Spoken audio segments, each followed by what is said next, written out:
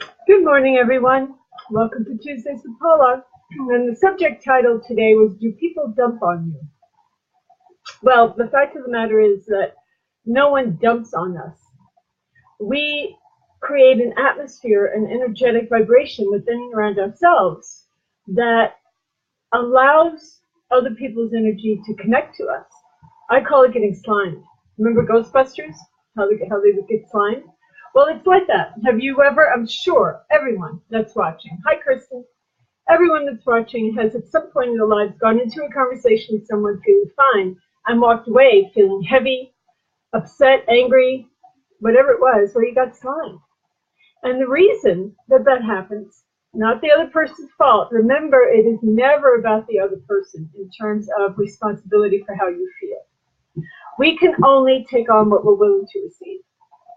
And the way we receive it is through our attention. I talked a few weeks ago about the eclipse and how our superpowers are about to be really activated in a bigger way than before. And the biggest superpower we have is the power of our attention. Attention is everything. Because when you put your attention on something, your energy, your essence goes to that thing, connects with it vibrationally, begins to vibrate at the rate of that, and then the law of attraction, of course, moves right into action and brings you something or a feeling that is in harmony with that particular vibration. So when you're with someone that is, let's say, in pain of some kind, I mean, this is particularly true for people that consider themselves to be empaths. We are all empathic to some degree. But there are some people who have not learned how to control their power of attention. And they have big, loving hearts. And if there was someone that's in pain, let's say, someone that's very sad, the first impulse is to be sad for them, be sad with them, sympathize. Sympathy is our greatest enemy. Enemy. Sympathy is our greatest enemy. And that is true because when we sympathize with someone, we are becoming a part of the problem. We go see it, oh, poor baby, I feel so bad for you. And we start to vibrate at the same rate that they are. And so, yeah, that person maybe doesn't feel so alone and somebody understands me. However, you just contributed to the vibrational pool of their sadness. Because then you become sad. And instead of one person holding that vibration of sadness for themselves, we now have you in the mix, adding your vibration of sadness to their situation. And what happens? You take it right back into your body and you walk away feeling sad. And I'm not being cold-hearted, and saying not to have compassion. Compassion is very different from sympathy, and it's a habit. So those of you that are empaths that do find yourself really just taking on everybody's energy, we're going to come back to compassion. The first key is to understand about grounding. Once again, when we are grounded, we can be in our own essence, our own strength, our own energy, our own connection to source, see someone in pain, and continue to have space between our reality and their reality. This pain comes from a reality that they are here to experience, not you. It's not yours. So you can keep a space between it when you are grounded to the person by listening and understanding from your place of strength. So what you do then is you help to diminish that vibration of sadness and pain for them and raise their vibration to a higher place where they can see other possibilities besides the one that they're locked into because of this. That's what compassion can do, but we have to be grounded to do that. So empaths are very often ungrounded, which means they're like a live wire, and a live wire flails all over the place looking for something to ground to. And so they end up grounding to other people's energy and taking it right on into themselves. And to a large degree, this is habitual. Many people are empaths from when they were children, right? They learn that if If they, first of all, they weren't grounded, right? Because they were kids, because family dynamic, because they get shocked, whatever it is, it's very easy to get ungrounded. And so as a child, if they were not grounded and they see mom in pain, immediately they're going to take on mom's pain because that makes her happy, and if she's happy, they're safe. So many of us have this habit of taking on other people's pain, of empathizing, which really means you just contribute to the problem. However, the good news is that we can create a habit of controlling our attention now more than ever. And rather than sympathizing or even empathizing, we can be compassionate. We can of our own connection to source. And here's a wonderful little exercise that can help with this. It takes a while. You have to practice it because we're creating a new habit, and we can do that. Is when you see someone in pain or discomfort, right? Start noticing your first thing is, oh, and you go right to them and feel bad. We can switch that to seeing a different picture for them, seeing what's, but in this moment they're wallowing in this low vibration of sadness and pain that's very real for them. But the reality is that they are a child of light, a child of God, a child of divine, just like you are. And their potential to rise out of that vibration is limitless. And so if you can see for them in that moment, that potential of them not being in the story, of seeing it really as a story, and knowing that they can live a different story and seeing that for them, that's going to help them a lot more than you becoming a part of the problem. When you hold them in the light of more than what they're experiencing at this moment, you become a part of the solution. And an easy way to do that is sending them a blessing of the opposite of what they're going through. There's a great little book called The Gentle Art of Blessing. The Gentle Art of Blessing. Little book, great little practice. When you see someone in pain or discomfort, let's say it is someone that's really sad about having lost a pet. When you see them, right, I mean, that's one of those things that gets my heart because I did that. And I immediately want to go, oh, and feel the pain. Catch myself.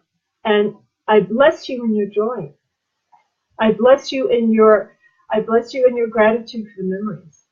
You can be shopping and you see a single mom that's really losing it, right, with 5 kids that are all going crazy. I bless you in your patience. You see someone that's being unkind, I bless you in your kindness. See the opposite. See what's really true, not the illusion of the human creation and the reaction to a lower vibratory story. But what's really true is that they are divine beings.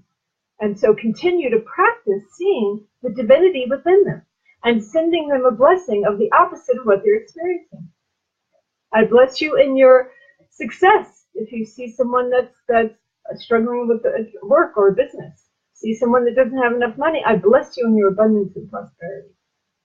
And as you practice this, it grows a momentum and it gets stronger and stronger. And the bonus is that whenever we send someone anything, whether it's a not a good thought, which is often called a curse, or a very high thought, which is often called a blessing or a prayer, it has to come through us first. So every time you bless someone in the potential of who they can be, it's coming through you and you're blessing yourself. So it's a real bonus that way. And my understanding is that Jesus and many, many healers who have successfully healed, they have done it because they just didn't see the illness. They didn't see the wound.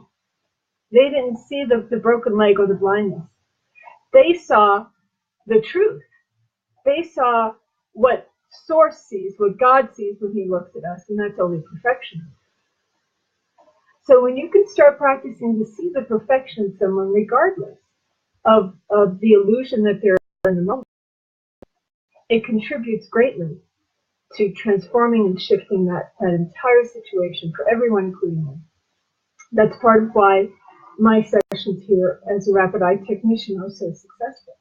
Because as people are telling me their history and their story, I'm seeing their highest potential. And sometimes sometimes I feel like I don't even have to do rapid eye. If I can just sit and hold the picture of who they truly are, they'll change right there in the moment. Because sometimes that's all it takes is for one person to see the truth. However, in the presence of that, plus the rapid eye, the story really does start to change. The illusion dissolves, and a new reality gives birth. And I do that here in my sessions, and I invite you to do that in your life, to see what's really the highest and best truth for people, even in the worst suffering. Know that there can be another experience for them. Sometimes it's hard,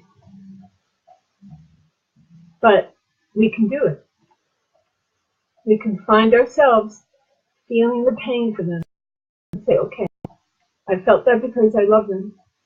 And because I love them, I'm going to take the power of attention and see beyond the illusion and hold them in the light of who they really are. All it takes is one person to see what's true. And often everyone's perception can shift just automatically.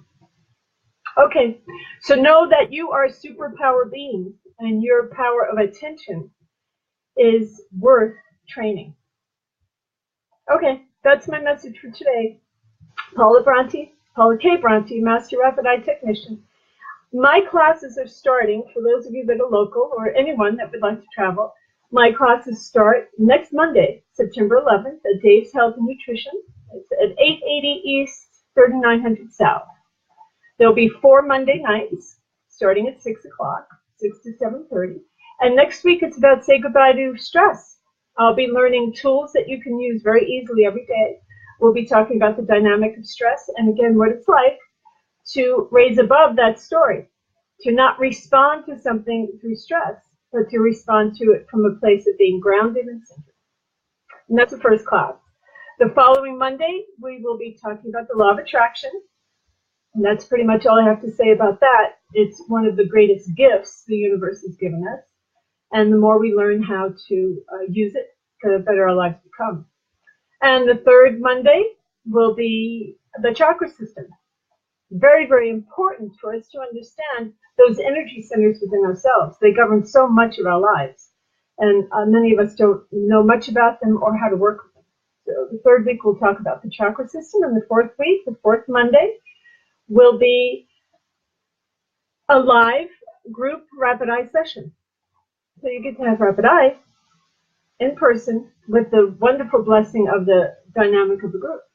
Okay, so check out, you can go to Dave's website and you'll get all the information starting Monday night, September 11th. Okay, I'm excited.